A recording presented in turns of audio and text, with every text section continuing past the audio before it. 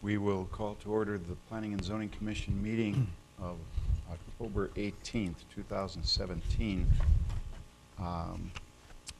First order of business is approval of the minutes for our last meeting. Anybody see anything in the minutes that needs correcting? Mr. Chairman, a couple minor items. First one's on page 2.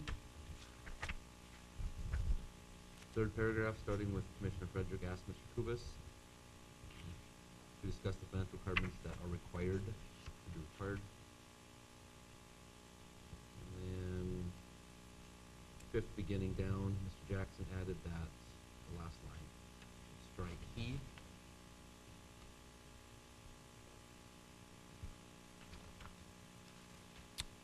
Where, Scott? On that second one? Oh, I see. Yeah. He. Okay. Last one is page 5. Ryan Jillick. J-I-L-E-K. Towards the middle of the page. Ryan Jillick with Stark Development Corporation.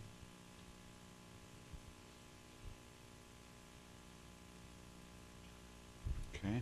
Anything else? Anybody else catch anything? Okay, let's have a motion to approve as amended.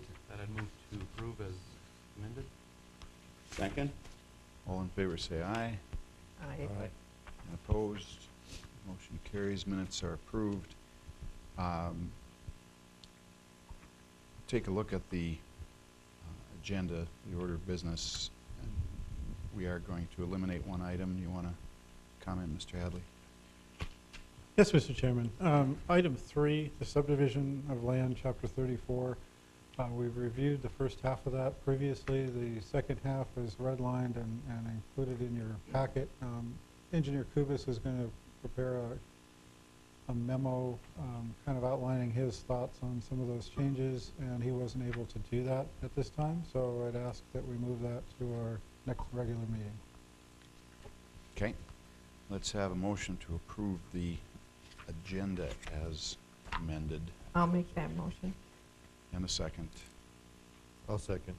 Any discussion? Not all in favor say aye. Aye. Opposed, motion carries. Okay. So we have no action items today. So we'll move right into the work session. The two items. The first item is the residential landscape amendment. Mr. Hadley, you going to start that for us? Yes. Thank you, Mr. Chairman. This is landscaping and screening standards. There's been a number of discussions on this. What we have here is a reflection of what I think that the City Commission and some of you have voiced in the past as far as mending our code. Now what we need to do is read through this and make sure we have a dialogue and a consensus before we move this forward. I know Mr. Schwind and I have visited on this, and he's the one that administers it. He doesn't totally agree with this, and I told him that you know, I'm in agreement with him. I'm a tree guy. I obviously run our urban forestry program, but what I tried to do here is reflect the numbers of trees that it seemed as though was politically correct from the City Commission and then a few of the members on the board here. So really most of the changes are kind of a cleanup thing. The main change that we're doing, tree planting, section 3908007.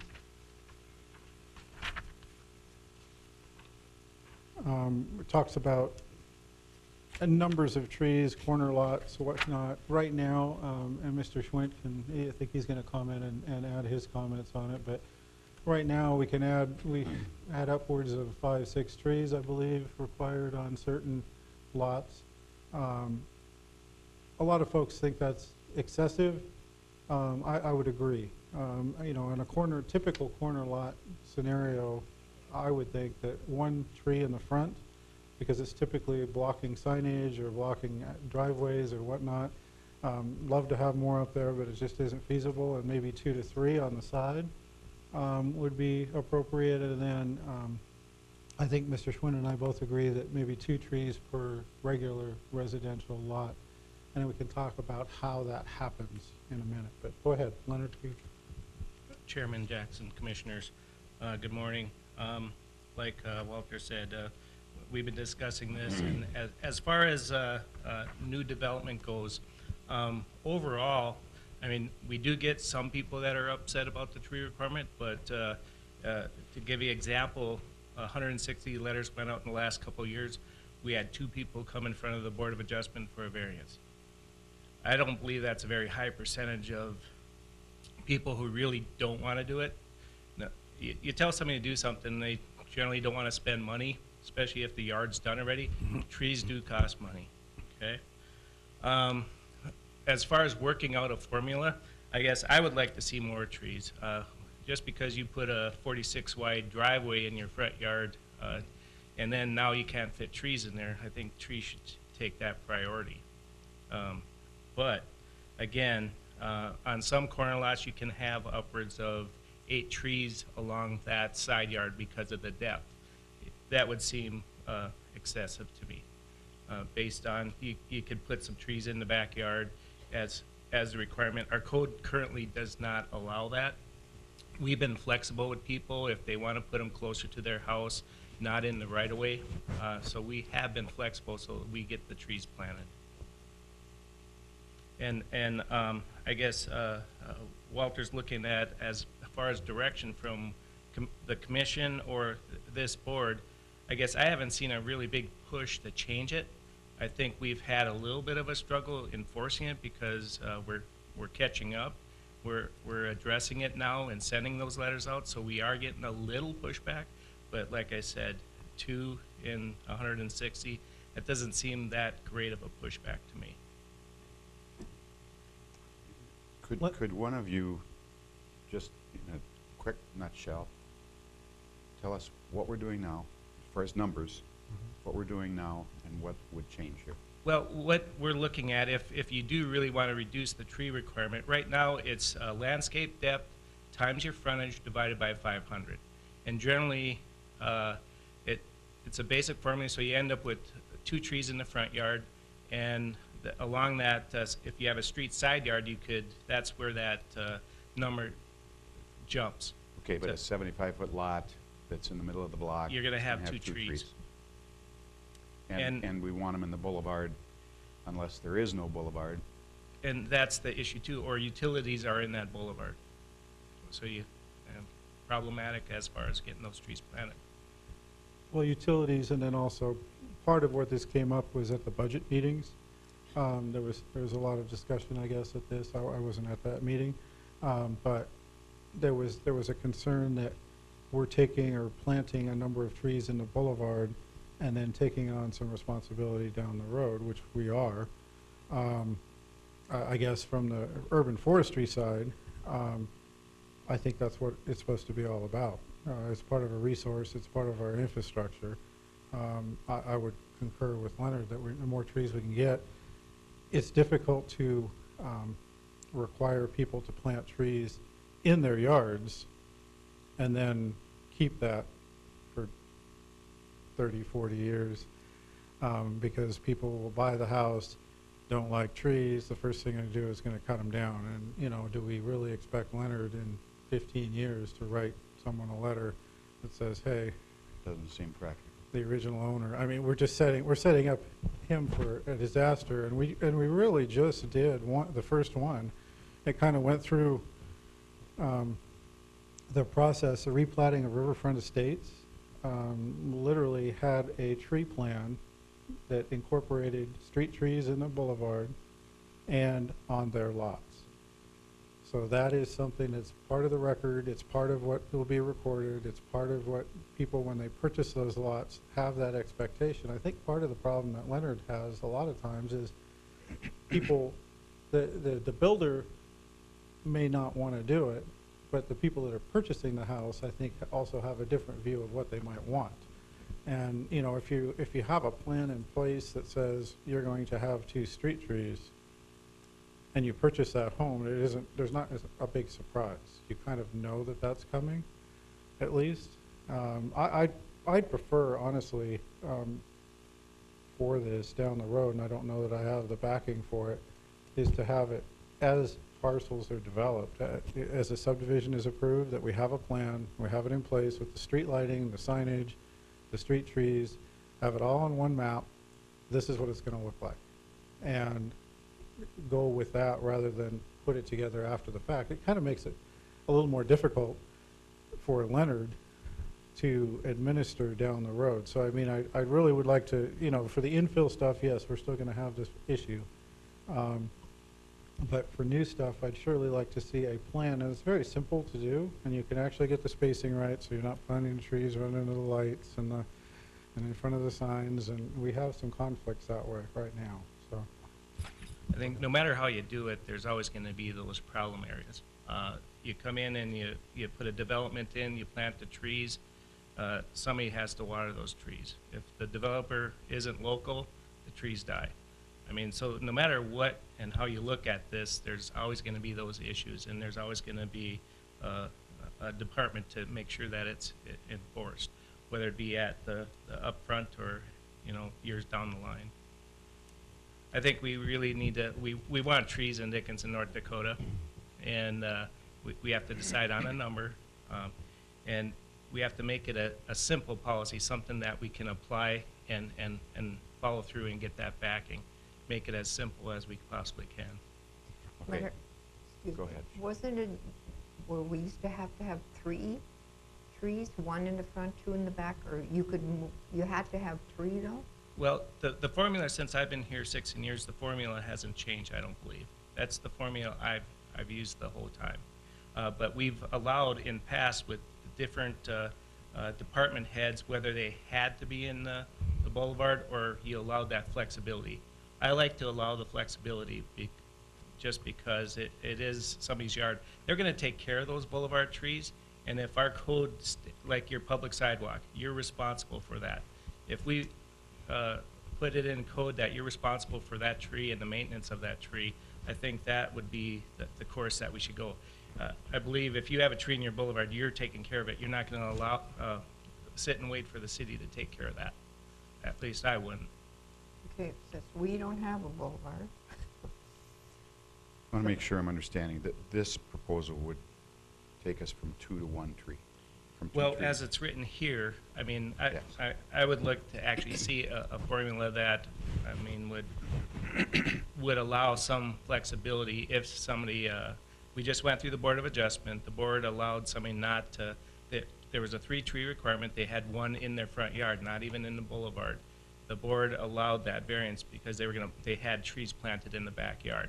I think we really do have to look at this, and if, an example would be if you're planting 3 trees in your backyard, we would reduce that tree requirement in the front by 1. But at no case, there shall not be no trees in the front. I think the public needs to take into consideration too that when people are looking to buy a home, they want a developed area where there's trees. And that's why it takes so long for this new subdivisions to take off, because people say, you know, there's just dirt. I think when we're promoting this, we need to add that in there. People do want trees. There's a lot of people that want trees. Mr. Schwint, it's my understanding that the requirement is, those trees aren't required to be in there until just before the home closes. They're not required to be in there right when the subdivision, when they're. Right now, you can, we've been allowing a temporary certificate of occupancy to occupy the home based on landscaping and the tree requirement. I'm looking at taking that away. The trees will be planted, and you get the final certificate of occupancy, because it creates more work for us. We have to come back, we have to follow up letters to make sure the people or the new owners plant the lawn and plant the trees. Like you said, though, if the developer is responsible for that and he does it early, Whoever, they're not going to get watered, are they? I mean, they're going to Well, die in correct, most yeah. cases. yes, and whoever takes out that permit for a new home, they're signing that, they're putting that requirement in, but it does get transferred to the new property owner with the reason that, well, we don't know what somebody wants. But if the trees are there, As I read this, and we're jumping around here, but as I read this, it was suggesting that the developer should be the one planting these trees. Now, in the case of Roars, who might be building 40 homes, maybe, I can see that. But that's not what we have in most cases. We have a 100-lot development that ends up with 8 or 10 or 12 different home builders purchasing lots themselves or building for somebody else that buys a lot. The builder's doing it now, before they Right. get their permanent CO. They get a temporary. In the winter months, they have so much time right in the spring to come. Correct. But I know the builders that right now are doing them right away. Yes. If you look at the first page, we use the word developer 2 or 3 times. And to me, that's the entity that builds the subdivision. Mhm. And I don't know if that's practical in Dickinson, North Dakota, and that's what you were talking about a minute ago. Mhm. I think it'd be great. I think that would be great, but I just don't know that it's practical. Well, I think one of the other options is Haley, you can chime in on this too. Craig and I were visiting on different improvements, a surety bond that would be dedicated to urban forestry only. And so if you're developing 1,000 lots, let's say, and you're only gonna build on 25 of them this year, we would have the money in place to actually have the city urban forestry program put them in to make sure, and here's the other good part of that. Then we'd have the urban forestry department picking the types of trees. Right now, it's a little open. I mean, I think you do the best you can with whatever, but you know, you're not necessarily there when they plant them, and or probably read the tags if they tear them off or identify them, but go ahead. Well, and what we're doing is, again, based on building activity, the tree requirement, I mean, we're not going around looking to make sure people have trees planted in their yard.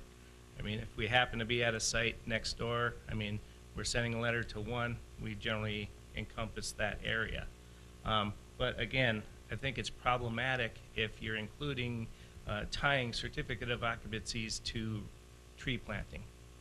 I mean, if you're gonna hold a security bond, hold that. Don't tie it into another, because it really makes it problematic. And for record keeping, it's almost impossible to follow up on those things. Yeah, I'm You don't not plant saying the that we tree, should. you take the money, plant the tree. Don't tie it to a certificate of occupancy. Yeah, no, to make it clear, I wasn't planning on that. That was going away. Okay. No, it would be tied to the development, so it'd be for the new stuff. But is the intent here to have what we refer to as the developer plant the trees? Yes. So who's gonna water them then? Because some of those lots don't get sold for years. Well, once, and we'd have to make that call. I mean, Mr. Kubis and I have visited on that too. Rather than entertaining 100-lot subdivisions that, you know, all but 3 lots are sitting that aren't developed up there, you know, where we have in Cook's division there. Maybe just entertain 25 to 30 lots of completed product. And if they think they're gonna fill that up, then get through the process and do the second edition and go through the process to do that. There's a way to do it to where we're not really requiring it, but if the urban forestry department has a surety bond that they can go out and plant trees when they want to, and they have time and they see the development is rolling and moving forward, they could just stay ahead of it. And so then who would be watering it would be them until the homeowners were there. So that probably would answer that question most of the time. Or if you hired it out on some of the trees that we just planted this last year, 2 years, the people that planted them are watering it for a year, and they have a year guarantee on them. So it gives you a little more time. I think to scale back, I don't know that it's good for us to develop 100-lot subdivisions and let the asphalt, let the lights, let whatever just sit there until it's actually developed too. So, I mean, the trees are just one small part of that we really haven't dealt with in the past. And, you know, the way this is written for two of our commissioners that aren't here this morning, that was based on some of their comments. So I would say I'd like to see their comments as well, you know, based on this. And I think Leonard's visited with them. I've visited with them. I think that we need to have a flexible way for Leonard to do it. When I first started here, I had a file this wide in my desk in the bottom, and I didn't even want to open my drawer to look at it for the first 6 months I was here, because I had checks and copies of COs and stuff that I had to follow up with people that had landscaping bonds because of temporary COs. And Leonard's 100% right. I don't want anything to do with tying it to that, because that was kind of a disaster. And had nothing to do with Leonard, had to do with our process at the time. So I think that, you know, we do need to change it. So whatever we need to change, this is a great time of year to talk about it, because it'll just be fresh on the books when we start next year. So here's another question. Okay, so you plant the tree, or developer does. I want to build a house on my lot. I have to build around the tree? I mean, you have to have a house plan, you got to have a driveway, so then you're restricted to wherever that tree is to get to your property.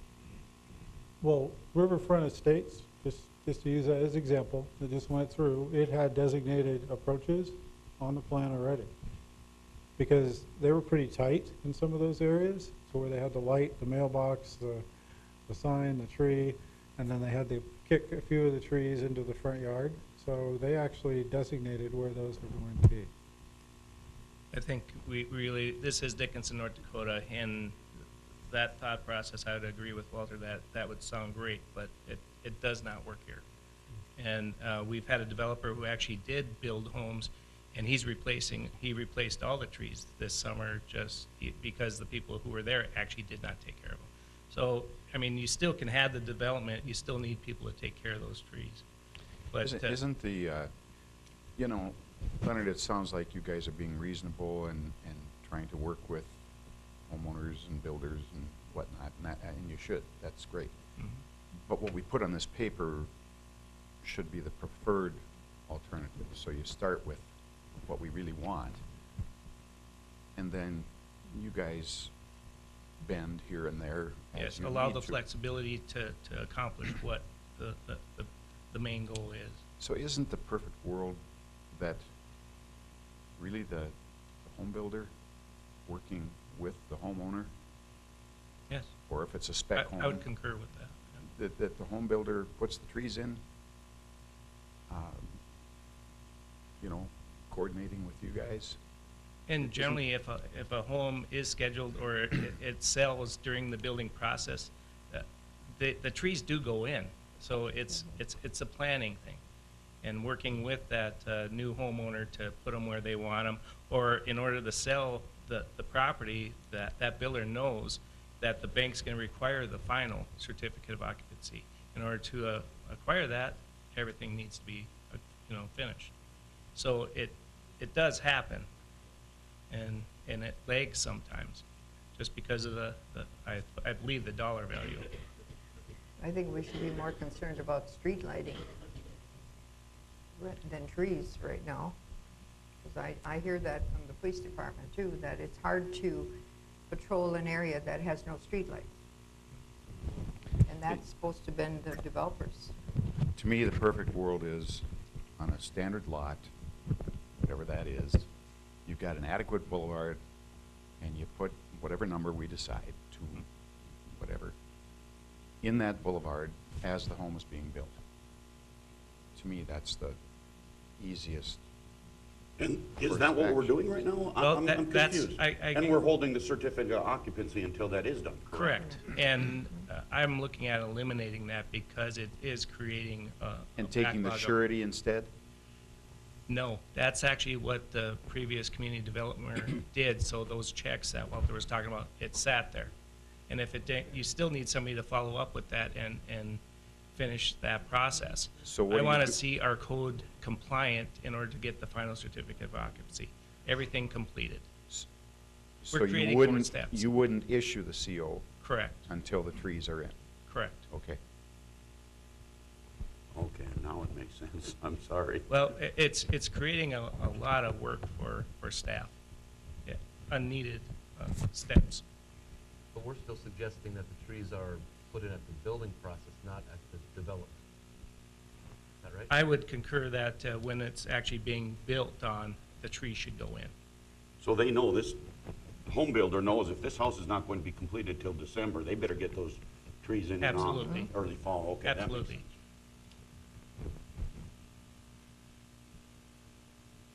Well, I think that Do we have addresses- consensus on that? I think so. I think so too.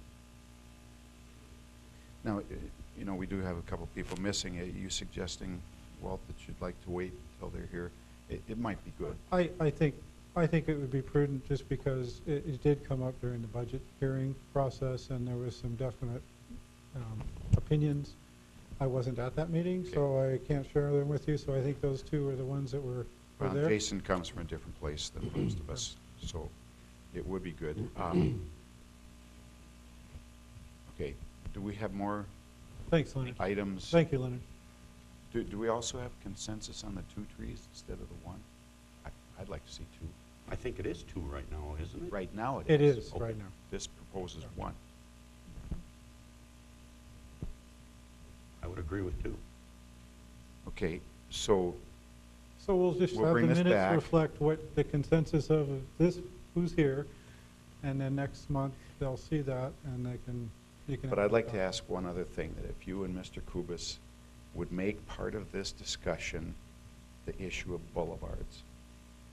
Our new stuff, we're getting these 3-foot boulevards, 3.5 feet. And to me, that's just a recipe for neglect down the road. They're not big enough that people really care about them. They want to just put concrete in or whatever. To do it, we're either going to have to ask for more right-of-way from a developer, go from 66 to 70 or something like that, or we're going to have to narrow our streets.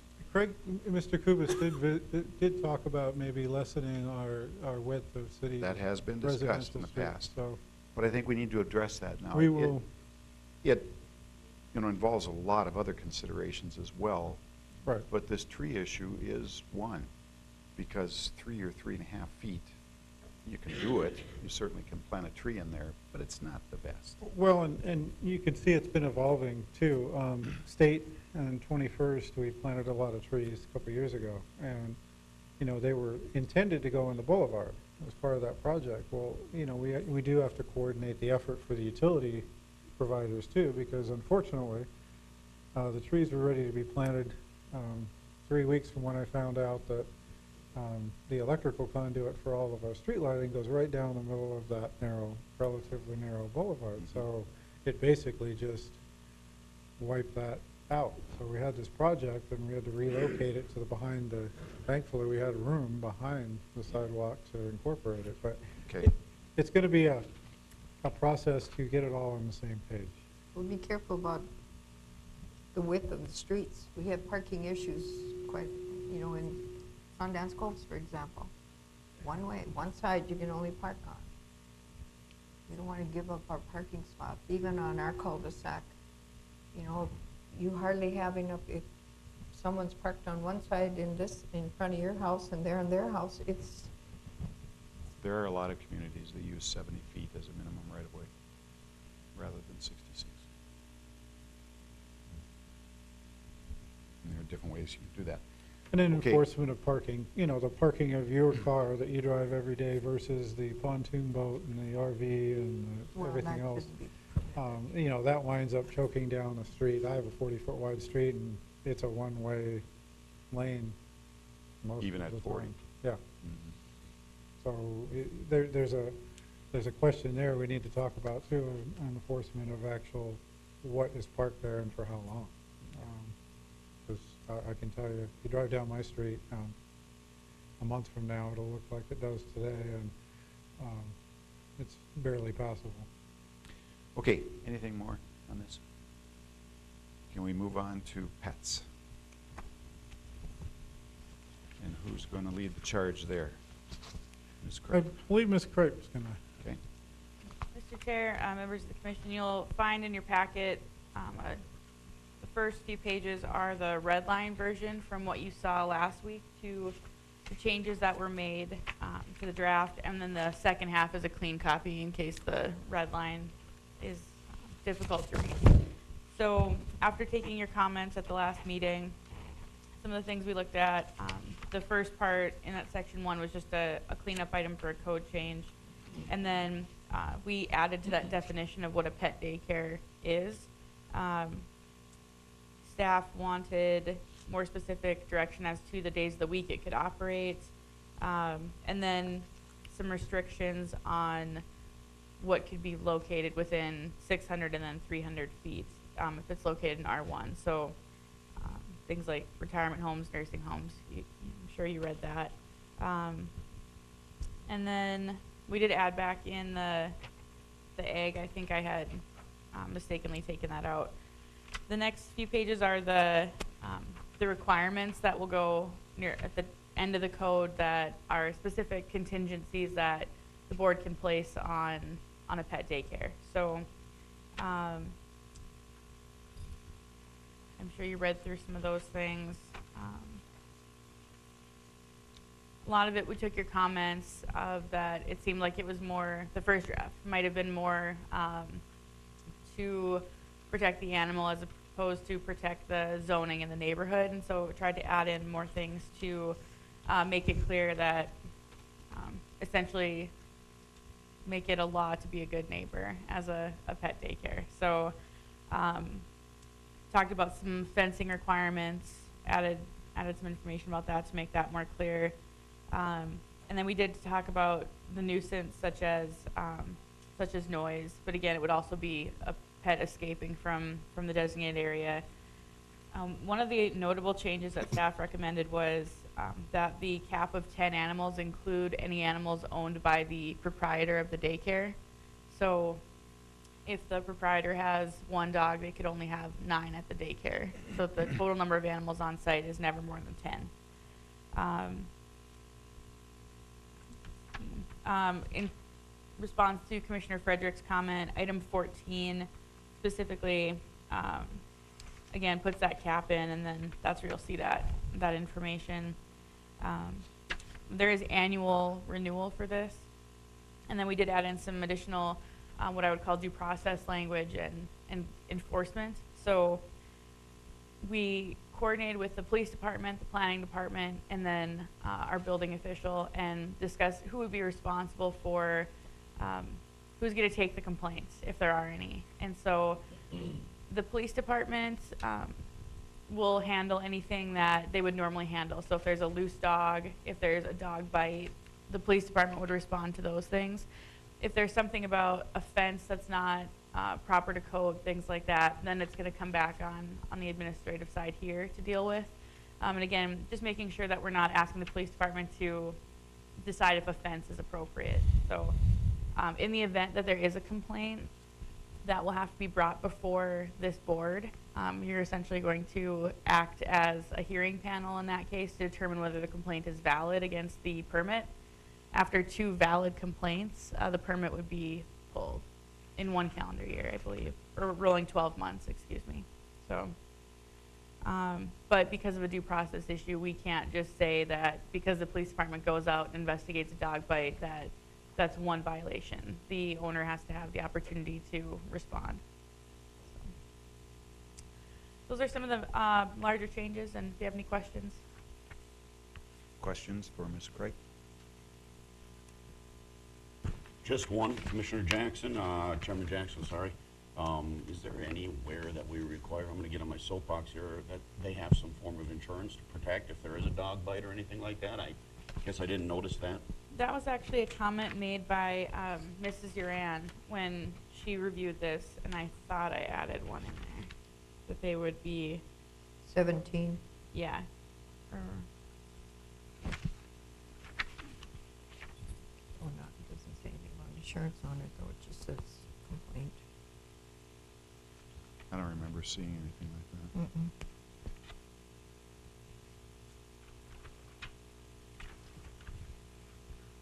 Is that something we've normally included in a special use permit, or? Not to my knowledge. I don't remember specifically doing that. Oh, it was the vaccinations, excuse me. I think that was Mrs. Duran's comment. That would be beyond normal homeowners policy. Yes. Would cover your own dog, I suppose, but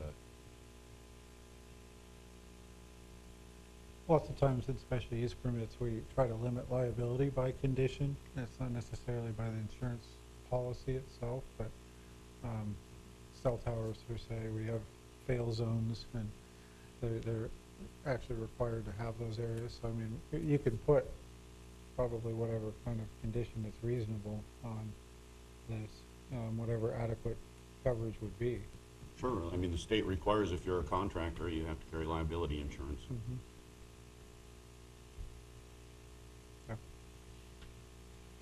I think we did talk about it at one time, and I think it was brought up, but obviously I don't think it's on this list. Yeah, we could add that, certainly. I think there, and Mrs. Duran might be the better person to ask about this, but I think there is specific insurance for pet daycares. I believe she actually had said she carried it, so. there is. Yeah. Okay, so. I have one question. Help me understand what I'm seeing is kind of a contradiction, that the last sentence on the first page there, the last sentence in the red, the special use permit, versus the permitted use, permitted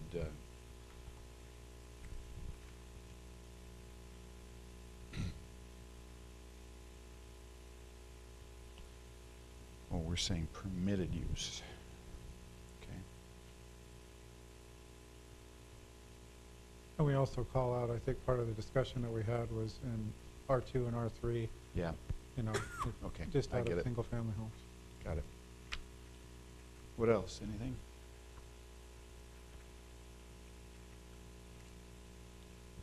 Okay, so talk about our process here.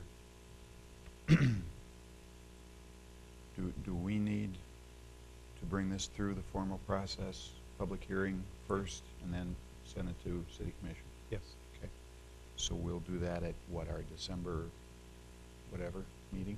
Well, it's on your direction. If you'd like, if this is something, a direction you want to move with the addition of the insurance, or the guest number 21, I think we're ready to move. then we could put it on November's agenda, because I think the goal was to have, Oh, yeah, and 1 month off, okay. you know, we're past our regular deadline, but we actually are in control of our stuff, so we could actually put it Sure. on the November agenda for a hearing, and then the city commission would have it and be done with it in December. I think that's the idea, anyway. Anybody an issue with that? Okay, sounds good. We will move forward. Any last thing on the pet ordinance? Do we have just so we have it clear, that we have a consensus on this with the addition of number 21 on insurance from the commission, I think so. from who's here? My question was gonna be, can you even buy it? But apparently you can. The insurance? Mhm. Well, I think Yes. she has it now. Yeah. Well, just for the record, Mr. Chairman, I'm still not for doggy daycares in residential area. I just want you to know that. That's great. I did get one call 2-3 weeks ago here, somebody that was very much against it. Okay, with that, commissioners have any other agenda, or any other items they want to bring up? Anybody from the public have anything? If not, look for a motion to adjourn. Motion to adjourn. Second. We are adjourned.